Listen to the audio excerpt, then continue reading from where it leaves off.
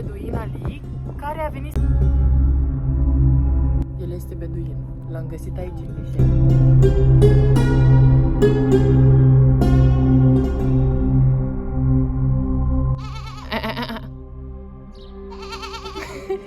Atât din pantă.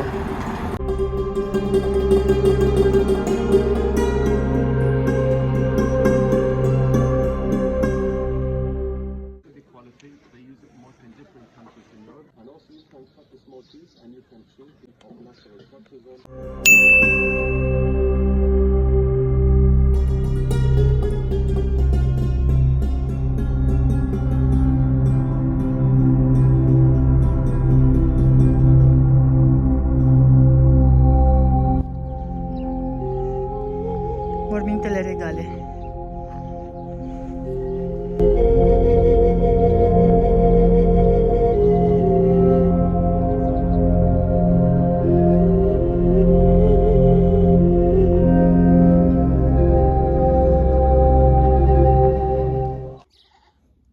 Am crezut că tu ai făcut.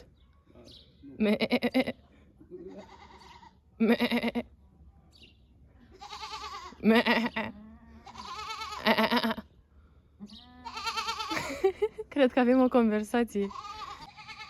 Ba tu!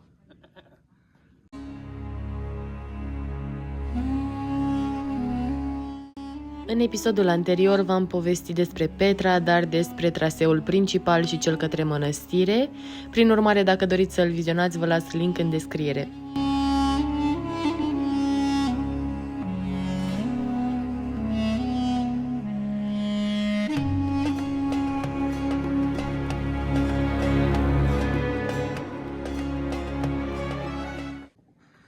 Continuăm traseul roșu, cel care duce către priveliștea de la trezorierie, spre deosebire de cel care duce spre mănăstire. Acesta mi se pare mult mai curat, mult mai liniștit și mai plăcut.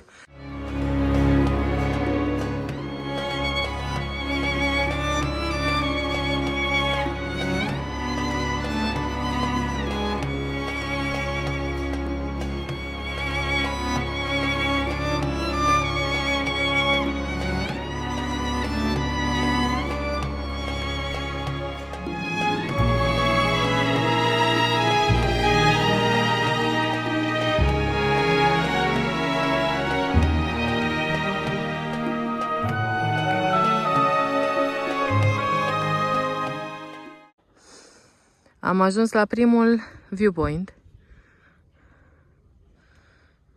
și este superb. Turul roșu este foarte frumos. Personal îmi place mai mult decât turul verde de ieri, dar din punct de vedere al scărilor, aș spune, nu știu dacă sunt mai multe, că ieri mi s-au părut foarte multe, dar sunt multișoare.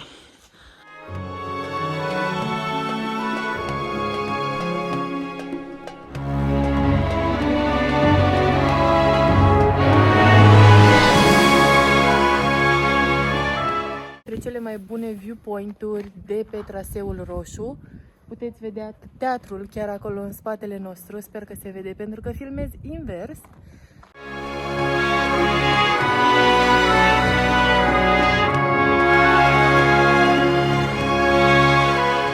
Să vă zic o poveste care chiar m-a impresionat. Eram în față la trezorierie și căutam un viewpoint ca să fac niște poze. Am văzut eu pe Instagram, mă rog. Și am dat de un beduin Ali care a venit să ne ajute, să mă ajute să urc. Mi-a făcut pozele, unghiurile cele mai bune, așa cum a știut el și a văzut de la turiști. Când a încercat Andrei să îi dea un tips, nu a acceptat și a zis că ne mulțumește și la fel și noi pentru serviciul său. Ce voiam să zic este faptul că iordanienii m-au impresionat prin comportamentul și caracterul lor. Într-adevăr, nu vor sorta gunoiul și nu vor avea saci de gunoi la tomberoanele care sunt foarte rare prin această țară. Dar din punct de vedere al umanității, al bunătății, al faptului că dacă vrei să te încadrezi pe o bandă și el era deja acolo, te va lăsa și îți va face semn așa. Nu te va înjura, nu vei pleca cu o stare proastă, agitată acasă.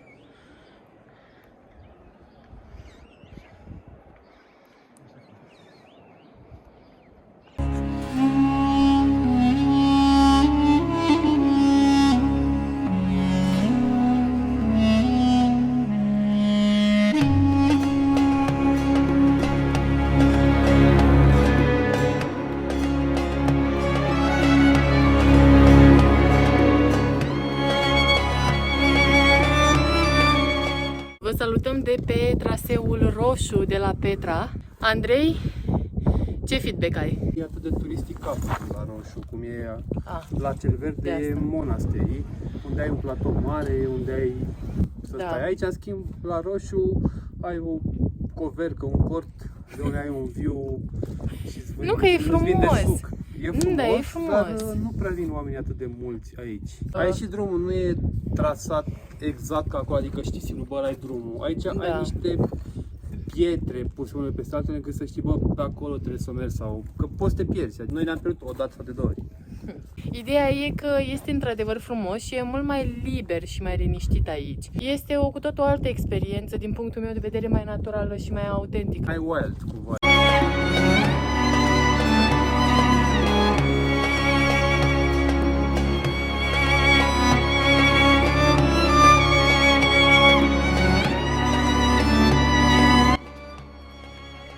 Toată gașca.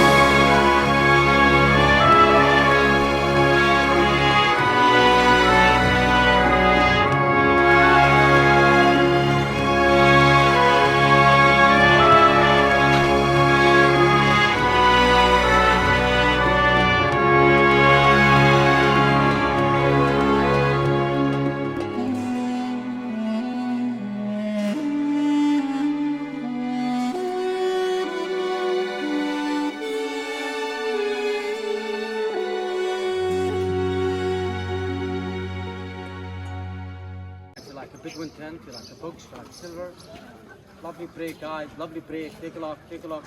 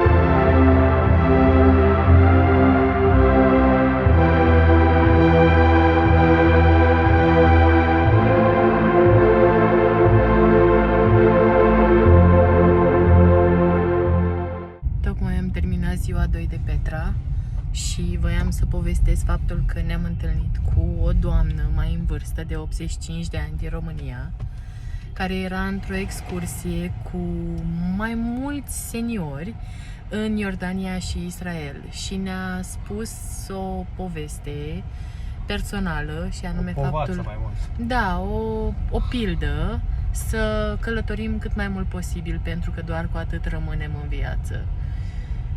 Și după toată acea încărcătură emoțională din acel loc, după ce vizitai și ajungeai în acele locuri în care doar ai sperat să ajungi, nici nu pot să zic că am sperat până acum un an de zile, a fost un moment foarte important pentru amândoi, pe care o să-l ținem minte.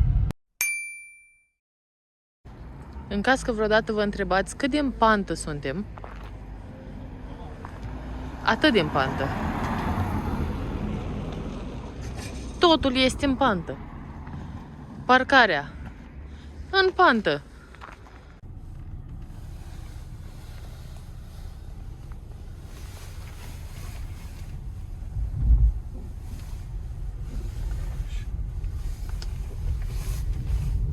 Așa sunt toate străzile lor în pantă.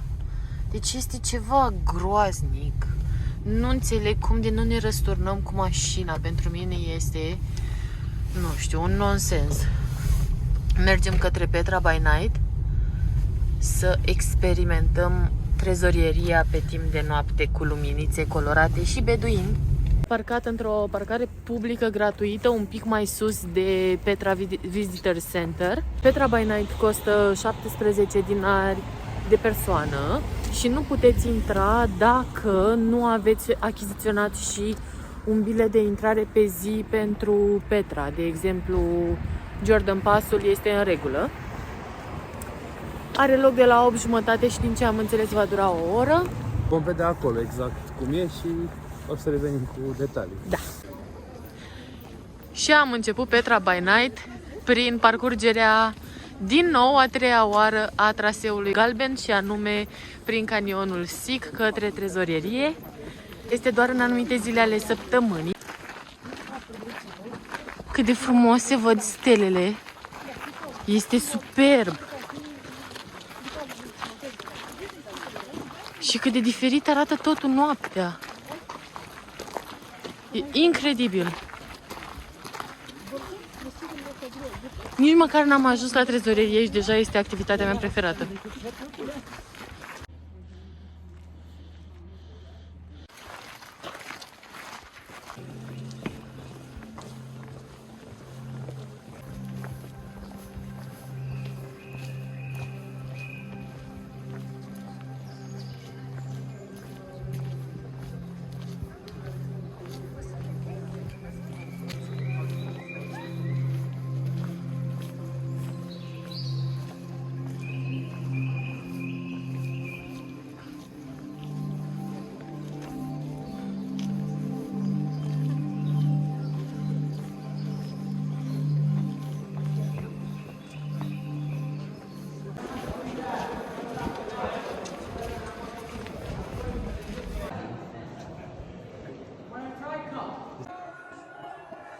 ¿Cuánto vale el línea, güey? Agarra.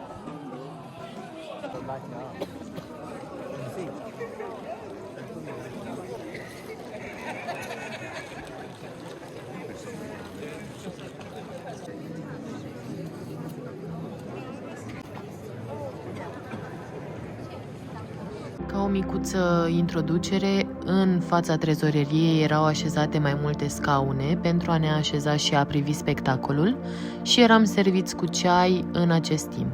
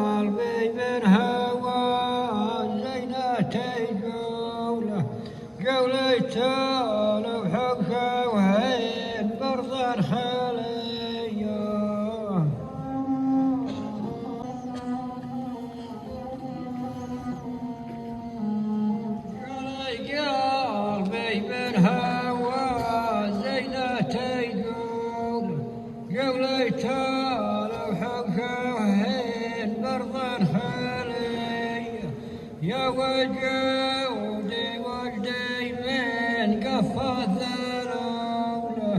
Spectacolul a durat 30 de minute. Vă recomand, dacă doriți să faceți poze, să le faceți înainte de începerea spectacolului, pentru că ulterior, după cum puteți vedea, foarte mulți oameni circulă și dau peste lumânărelele cu nisip.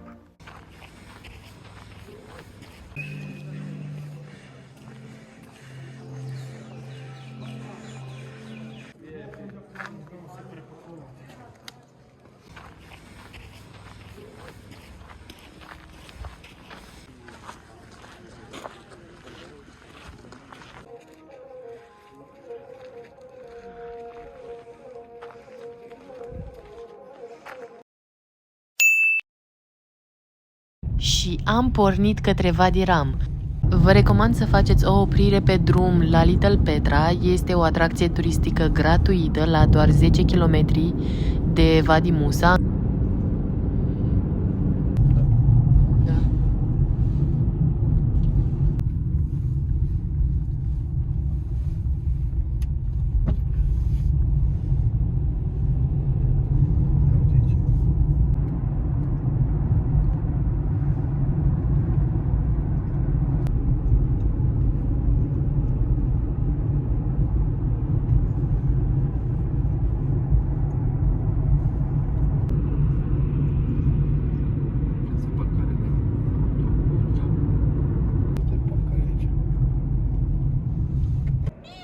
Pisica! Hai, pisica, vină cu hai. Hai, vină, mă, pisica, mă, pisica.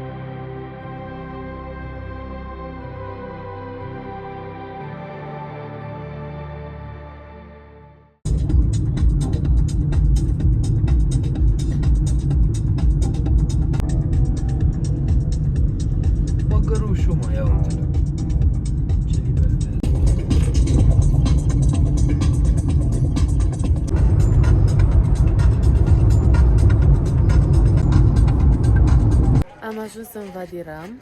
Să începem!